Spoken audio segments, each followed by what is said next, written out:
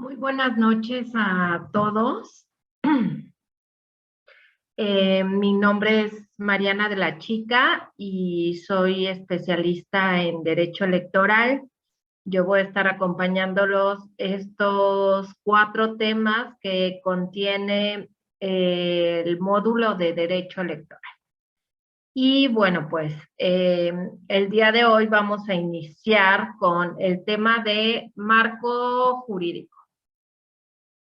Lo primero que tengo que comentar sobre este tema es eh, que el derecho electoral en nuestro país es un entramado bastante complejo con respecto a lo que se tiene en otros países del mundo, y ello obedece pues a la historia que tenemos en nuestro país de estar, venir de una temática en donde tuvimos por muchísimos años un partido hegemónico en el gobierno que controlaba todo el tema de las elecciones,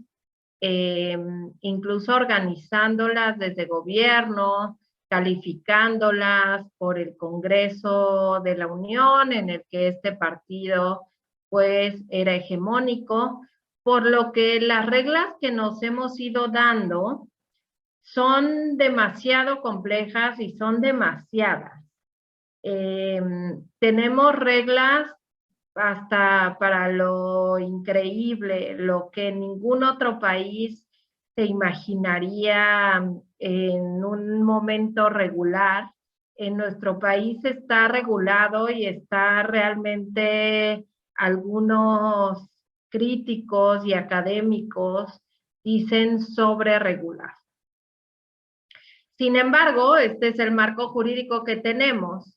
Y bueno, pues ustedes como gerentes de campaña, coordinadores de campaña, directores de las campañas electorales, no están obligados a ser expertos en la materia, pero cada día las campañas electorales están mucho más compelidas a hacerse de los equipos permanentes de la campaña de un abogado experto en esta materia.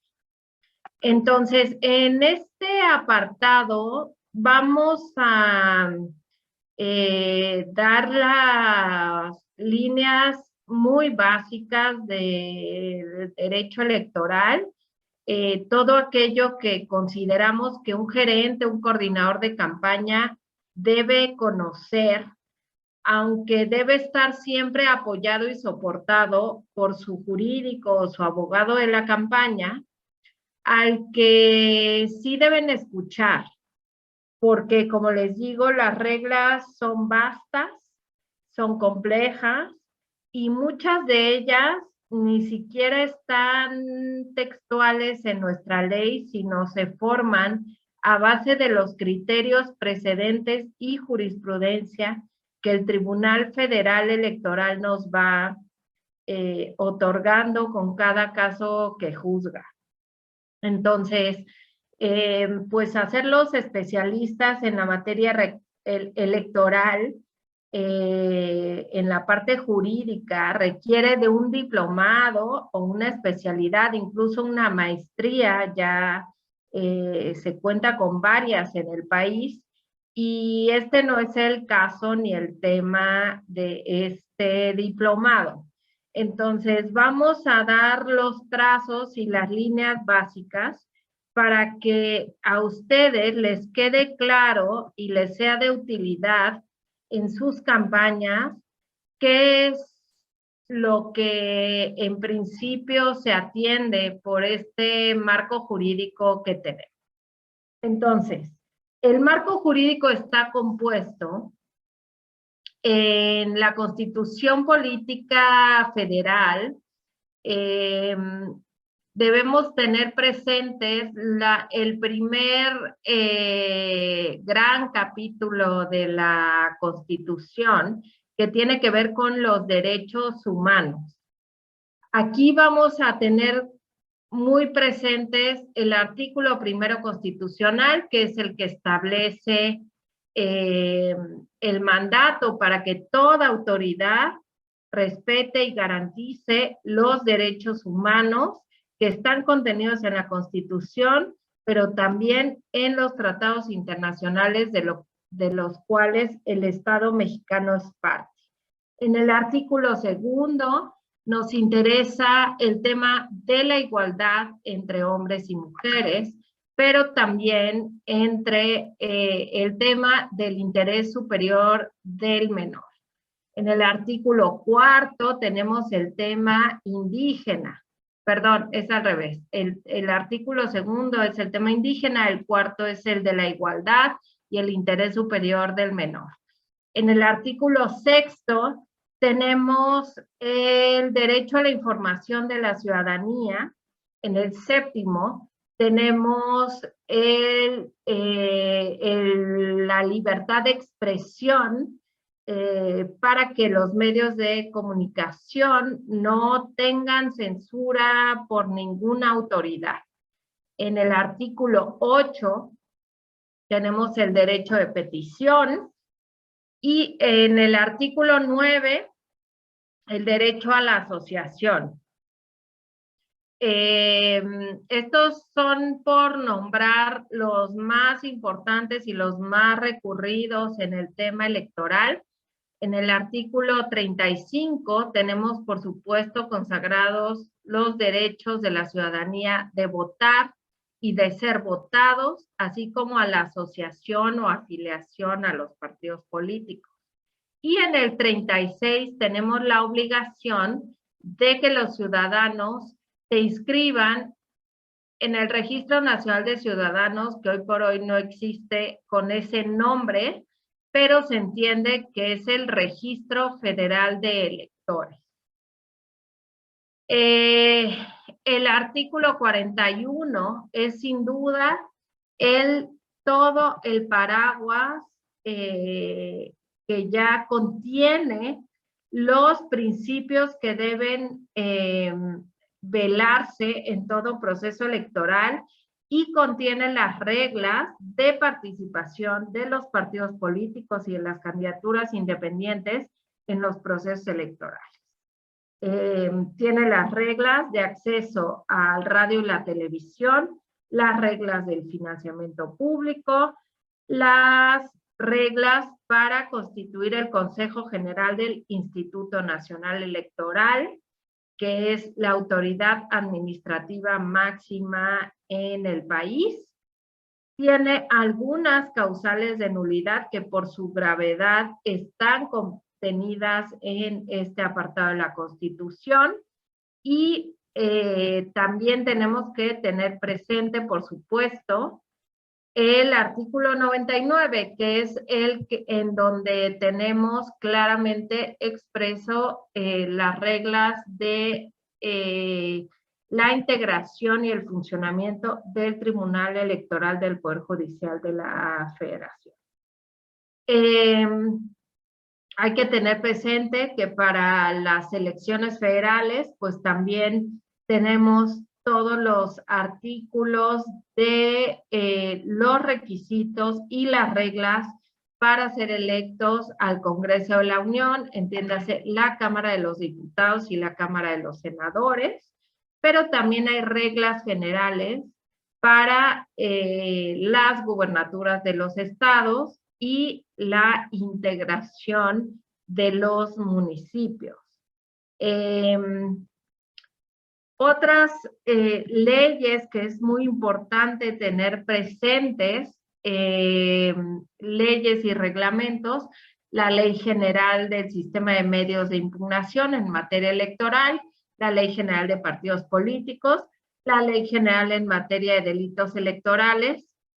Por parte de los reglamentos del INE, es muy importante tener presentes el reglamento de elecciones, el reglamento de fiscalización, el reglamento de radio y televisión, el reglamento de quejas y denuncias, así como todos los acuerdos que durante un proceso electoral va emitiendo el Consejo General del INE para ir atendiendo en cada una de las etapas las reglas que se requieren cumplir por parte de los partidos políticos y de los candidatos de partido o independiente.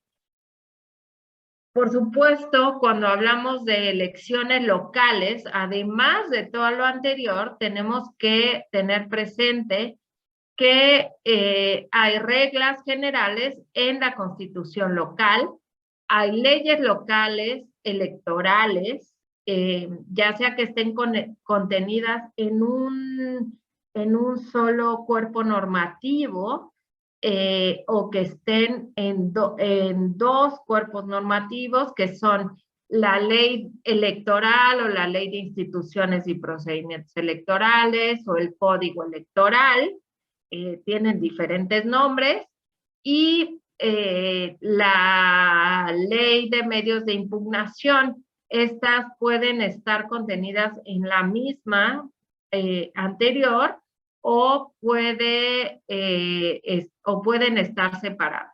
Además, hay estados que también tienen leyes de participación ciudadana separadas a estas anteriores. Y bueno, pues los reglamentos y todos los acuerdos que van emitiendo estos consejos estatales o generales de los institutos estatales electorales. Entonces, la normatividad es amplísima. Además, tenemos los instrumentos internacionales. En el manual se enuncian los más relevantes o los más recurridos, pero cualquier instrumento internacional del que el Estado mexicano sea parte, es parte del cuerpo normativo de los procesos electorales. Ahora, ¿cuáles son los principios o los bienes que tutela el marco jurídico del sistema electoral? Esto es importante, más allá de conocer las reglas específicas para cada uno de los temas, que tengamos claro que las autoridades administrativas y jurisdiccionales en la materia, pues son los principios y los derechos que más cuidan. El primero es el derecho de votar y de ser votado, así como el de asociación y afiliación a los partidos políticos o agrupaciones políticas con fines electorales. Este es uno de los más importantes derechos que están siendo garantizados y por el que velan las autoridades electorales. El segundo es que las elecciones deben ser libres, auténticas y periódicas. Es decir, no es suficiente con que las elecciones se lleven a cabo cada 3 años, cada 6 años, cada 4 años para algunos cargos. Estas deben poder realizarse en libertad y con autenticidad. El tercero es la libertad de expresión que tienen todos los medios de comunicación y periodistas y los propios ciudadanos, y también el derecho a la información que tiene la ciudadanía respecto de los procesos electorales y todo lo que tenga que ver con sus candidaturas, los partidos políticos que participan, las plataformas electorales, las propuestas de campaña, los debates, etc. En cuarto lugar, tenemos la equidad entre los contendientes, ya sean partidos políticos o candidatos independientes. Debe velarse siempre porque exista equidad entre los que participan en una contienda electoral. El quinto es que los recursos, el financiamiento público debe prevalecer sobre el financiamiento privado en las campañas. Entonces, ahí es muy importante para la parte de fiscalización y para el armado del presupuesto de la campaña, con base en los topes de gastos que nos dan las propias autoridades, que se tome en cuenta que siempre el financiamiento público que a los candidatos les llega a través de los partidos políticos tienen que ser superiores al financiamiento privado. En sexto lugar tenemos que se debe cubrir siempre, toda autoridad debe cumplir siempre en toda actuación y toda decisión que se tome, resolución, con los principios de certeza, legalidad, independencia, imparcialidad, máxima publicidad, objetividad y profesionalismo en el desempeño de sus funciones.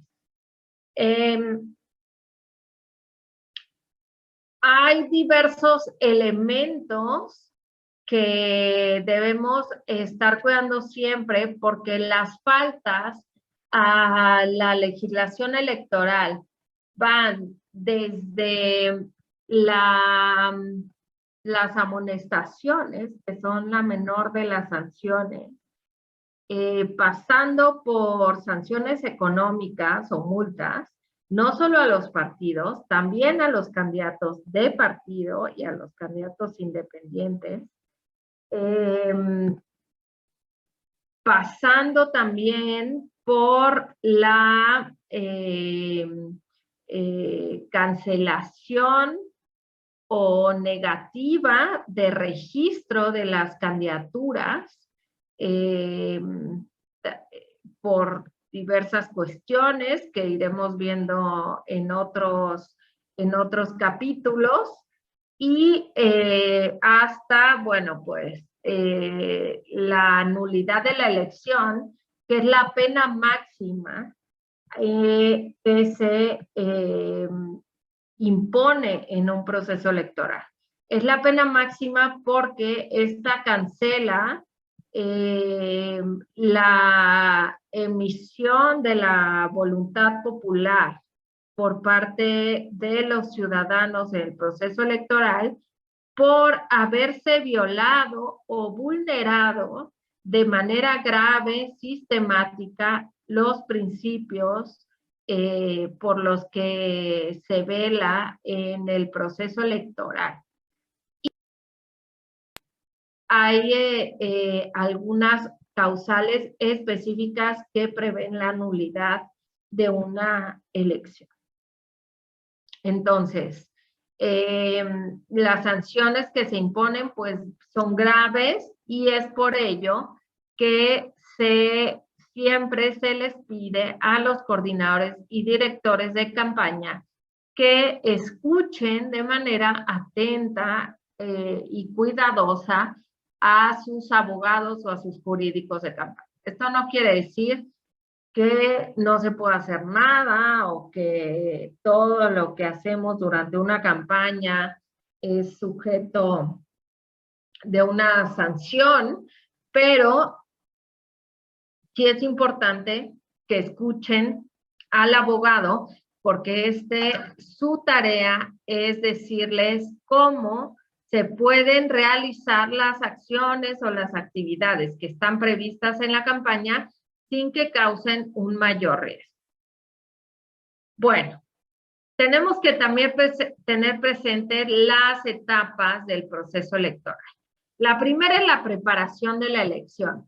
Esta va desde el arranque del proceso electoral, que en materia federal es siempre en la primera semana del mes de septiembre, pero cada entidad federativa para procesos locales tiene su propia previsión. Hay estados que inician en septiembre, otros en octubre, otros en noviembre, incluso llegan hasta enero del año de la elección para iniciar su proceso electoral. Bueno, la etapa de preparación de la elección va desde ese momento hasta un día antes de la jornada electoral, hasta antes de que inicie la jornada electoral. En esa etapa, las autoridades electorales hacen todos los preparativos que tienen que ver con la instalación de las casillas, dónde se van a ubicar, quiénes la van a integrar, capacitar a los funcionarios, hacer el corte de la lista nominal, recibir las observaciones de los partidos, emitir la lista nominal de electores definitiva, todos los acuerdos que regulan los registros de candidaturas, los registros de coaliciones, los registros de plataformas, se dan en ese momento. Así también se dan los acuerdos de los topes de gastos de campaña, los topes del financiamiento privado, el calendario de fiscalización, el calendario de radio y televisión, las reglas para recibir materiales y accesar a esta prerrogativa, la distribución de los tiempos en radio y televisión y algunas otras reglas generales y que tienen que ver con temas concretos, como los temas de paridad, acciones afirmativas, el tema de regular el no uso de recursos públicos en las campañas, en fin, todos esos acuerdos se dan en esa etapa. En esa etapa están contenidas dos etapas de gran interés para los partidos políticos. El primero es la etapa de la precampaña, que es este periodo de tiempo en donde se eligen o designan a los que serán candidatos de los partidos políticos. También en esa etapa se da el tema de la recabación del apoyo ciudadano para las candidaturas independientes. Después tenemos la intercampaña, que es un periodo de silencio en donde los procesos internos para elegir candidatos en los partidos políticos deben quedar firmes, definitivos, y sucederse el registro ya de candidaturas ante las autoridades electorales, y esta debe pronunciarse respecto de si se cumplen o no las reglas que se emitieron para ello. Y por último, la etapa de la campaña, que es donde ya los candidatos y los partidos pueden hacer toda la propaganda electoral que tiene que ver con la solicitud del voto hacia toda la ciudadanía en todos los medios que conocemos para hacer esta propaganda. Radio y televisión, propaganda fija, propaganda móvil, propaganda impresa, redes sociales y todas las modalidades que ustedes conocen y verán en un apartado específico del diplomado. Bueno, respecto de las siguientes etapas, pues la siguiente más importante evidentemente es la jornada electoral, que también es una fecha fija en el calendario para todas las entidades que tienen proceso electoral, a menos que se tratara de elecciones extraordinarias, las cuales sí pues varían en su fecha respecto de lo que dice la Constitución y las leyes propias de cada una de estas elecciones, porque estas se llevan a cabo pues fuera de tiempo por haberse anulado una elección o porque se encuentra vacante la titularidad del cargo público. Después de la jornada electoral viene la etapa de resultados y declaración de validez de las elecciones, que es pues empieza desde el día de la elección por la noche, cuando empieza a correr el programa de resultados preliminares, que son eso, preliminares, no son los resultados definitivos, y posteriormente viene la sesión de cómputo, que generalmente ocurre el miércoles siguiente al domingo de la elección, pero también varía de acuerdo a la legislación de cada uno de los estados. Y esta sesión concluye con los acuerdos de validez de la elección y la emisión de las constancias de mayoría. Hay otra etapa después de esta que es importante que los jefes de campaña, coordinadores de campaña, tengan muy presente, que es la etapa postelectoral. Es decir, toda la etapa en donde se litigan los resultados electorales.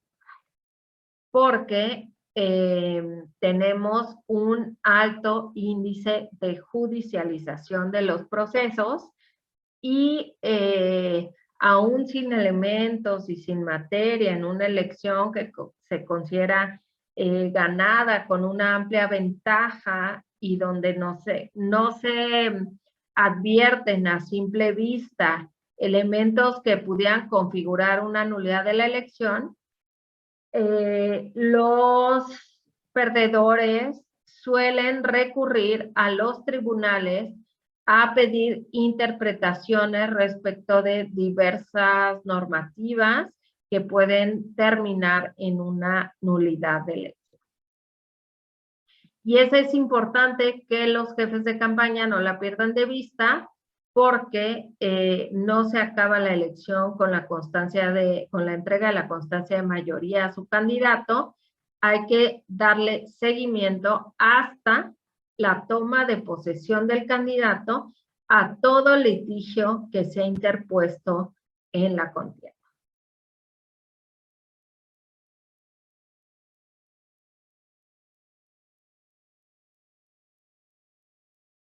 Posteriormente, es importante que tengamos presente respecto ya del calendario electoral. Es importante decir que el INE es quien emite el calendario electoral para los procesos electorales federales. Pero cuando hay procesos electorales concurrentes, el INE homologa calendarios y no necesariamente respeta las fechas que vienen previstas en las leyes electorales locales de los procesos locales, porque ello lo tiene que hacer para poder administrar de manera correcta el proceso electoral. Entonces, cuando hay procesos locales concurrentes con un federal, es muy probable que el que se veía como posible calendario electoral local se mueva de fechas. No cambia los periodos de tiempo que están previstos en las leyes locales. El INE no cambia esa parte. Mantiene, si por ejemplo las precampañas duran 60 días o 30 días o 40 días o incluso 15 días, ese periodo de tiempo el INE sí lo respeta. Lo que no respeta es las fechas, porque intenta homologar para hacer los fines de las etapas de manera homologada, tanto para el tema federal como para lo local. Cuando solo existen procesos electorales locales, el INE no ejerce su facultad de atracción y lo que hace es respetar generalmente en sus términos los calendarios locales que le proponen los soples, los institutos electorales locales. Este año los procesos electorales que tenemos son locales, no concurren con un federal, entonces cada uno de los institutos electorales locales estará emitiendo su propio calendario. ¿Qué hay que tener muy presente de estos calendarios? Primero que nada, el calendario de fiscalización, los tiempos para entregar los informes, tanto de la precampaña como durante las campañas, los cuales son definitivos y pueden llegar a tener sanciones realmente graves, inclusive la de pérdida del registro de la candidatura.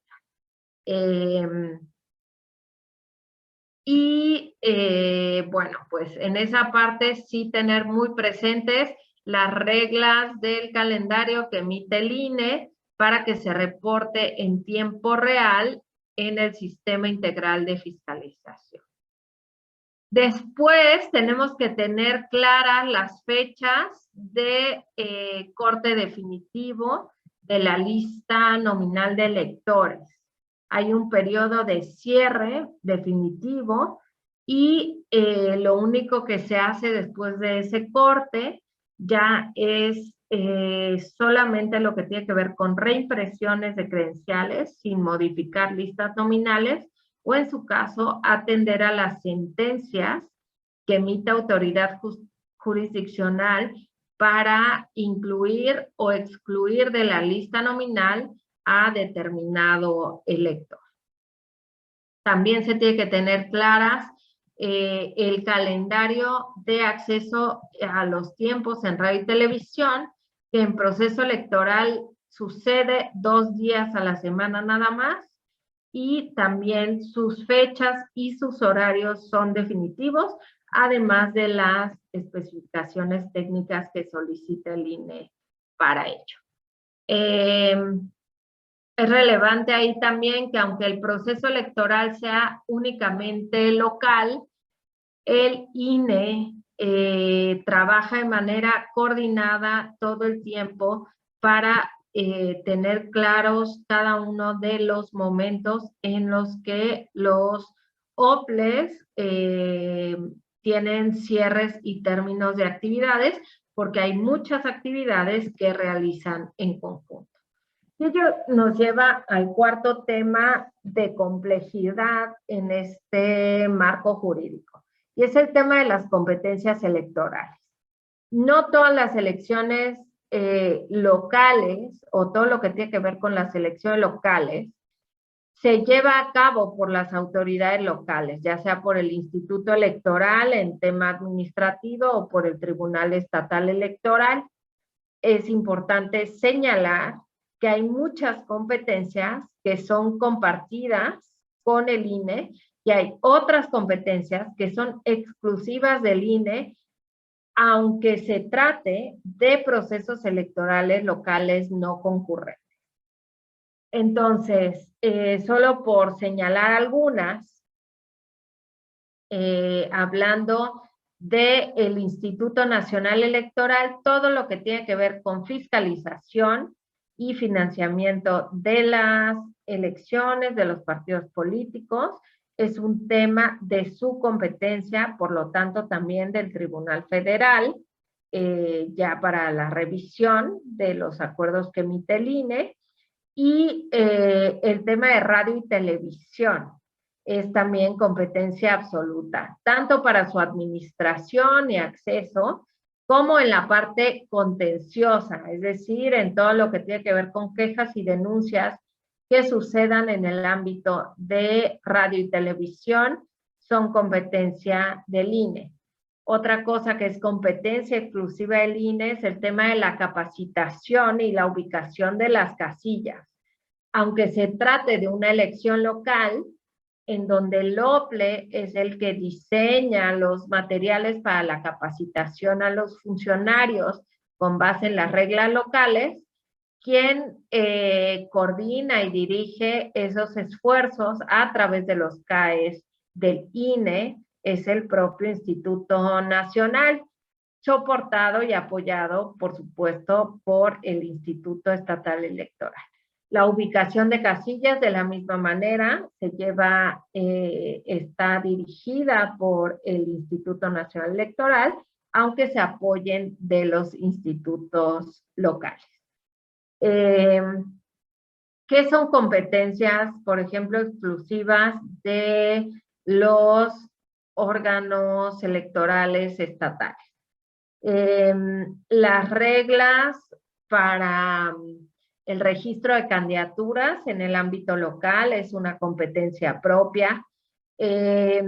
Los temas de todo lo que es quejas respecto de propaganda durante las campañas y precampañas, que no sean radio y televisión, lo ven los institutos electorales locales en lo que se refiere a la sustanciación, investigación, y se lo turnan al Tribunal Estatal Electoral para su resolución y eventual sanción.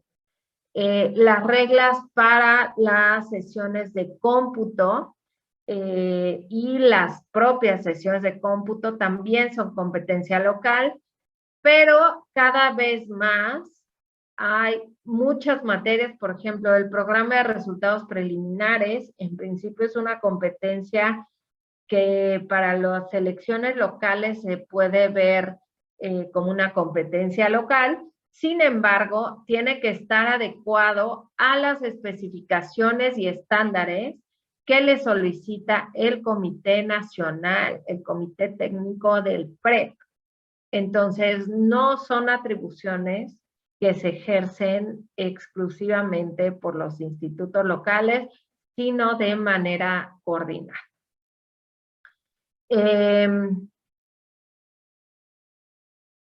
También es importante decir que durante los procesos electorales, tanto el Consejo Nacional del INE se despliega en consejo local a nivel estado y en consejos distritales federales, y los consejos estatales electorales se despliegan ya sea en consejos distritales locales o en consejos municipales, dependiendo de lo que la legislación prevea y del tipo de elección que se tenga. En todas estas autoridades electorales, los partidos y los candidatos independientes tienen derecho a representación, por lo que es muy importante coordinarse con el partido político para tener acceso y coordinación con estas representaciones ante los consejos electorales. Otro tema que es de mucho interés y de constante consulta por parte de los jefes de campaña es el tema de las encuestas y los sondeos de opinión. No es un tema que pueda tomarse a la ligera, particularmente si se trata de encuestas y sondeos de opinión que pretenden ser publicados y difundidos en redes sociales o medios de comunicación. Deben registrarse las federales ante el INE, las locales ante el OPLE del Estado, con base en las reglas que estos emitan. Una de las cuestiones que es muy importante de estas encuestas y sondeos de opinión es que se acredite el financiamiento o el patrocinio de esta encuesta o sondeo de opinión. Y sí es rastreable por la unidad de fiscalización. Así que no es suficiente con que una campaña pague y mande a hacer un sondeo de opinión y que luego le pida a un medio de comunicación que la publique o la difunda, porque el medio de comunicación tendrá que llevar a cabo el registro de esta encuesta o este sondeo, y además deberá acreditarle al INE o al OPLE la manera en que fue pagada y por quién fue pagada. Si las encuestas y los sondeos de opinión se van a usar única y exclusivamente para uso interno de la campaña, en los cuartos de guerra y hacer los trackings, etcétera, no es necesario hacer todo este trámite. Siempre que quede absolutamente claro que no puede ser filtrado de ninguna manera a un medio de comunicación o red social. Porque si se filtra, será motivo de inicio de una queja y de una investigación en materia de fiscalización para revisar de dónde provino el financiamiento. Entonces, sí hay que ser muy cuidadosos con el manejo de esa información y en su caso, pues solamente para uso de la coordinación general de la campaña y para la elaboración de estrategia. En caso de que esta encuesta o sondeo de opinión no vaya a ser difundido ni publicado, entonces pues puede guardarse como un gasto encubierto que no debe necesariamente de reflejarse en el informe de gastos de campaña, pero solo en ese caso. Y por último, y no menos importante en este apartado, es la importancia del acceso al padrón electoral y la lista nominal. El padrón electoral es el que se construye todos los días.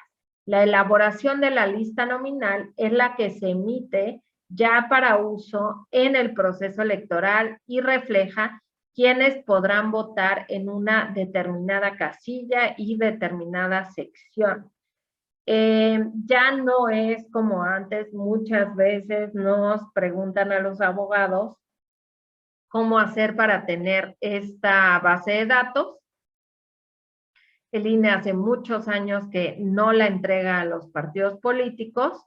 Solo hay un periodo en el que esta se puede consultar cuando se va a emitir ya el corte final y puede ser observada por los partidos políticos, pero estos trabajos se hacen en sitio en el Registro Federal de Electores por las representaciones partidistas. No existe ya la base de datos como tal que nos entregaba.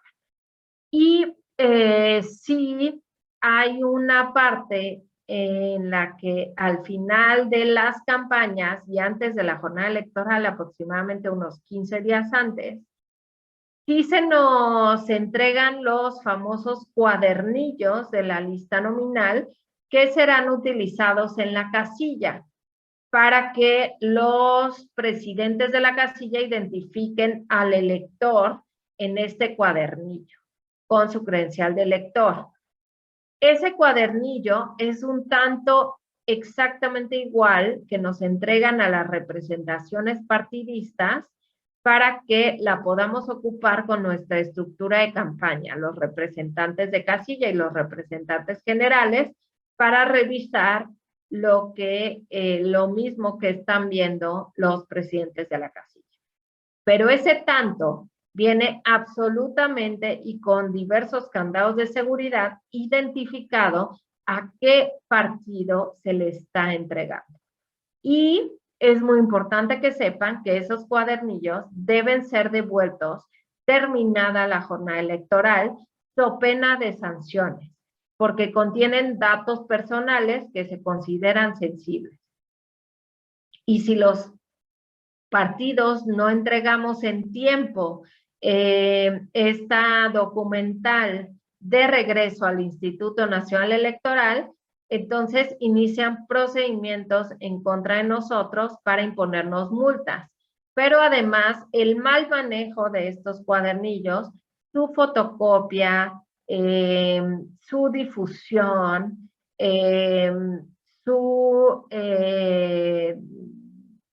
subir esta información a plataformas de internet, son cuestiones que están absolutamente prohibidas y además ameritan otro tipo de sanciones e incluso pueden ser delitos electorales.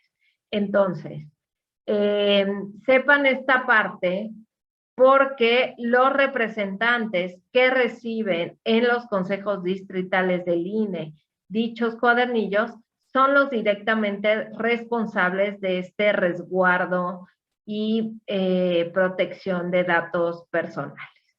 Eso es todo por este primer tema que se refiere al marco jurídico, que es pues la parte más compleja de este entramado, y nos vamos a estar viendo en próximas sesiones para ver temas más concretos y específicos de su interés. Muchas gracias y muy buenas noches. Estoy a sus órdenes en la plataforma de la Universidad Santander para darle respuesta a cualquier duda que tenga. Muchísimas gracias y estamos en contacto.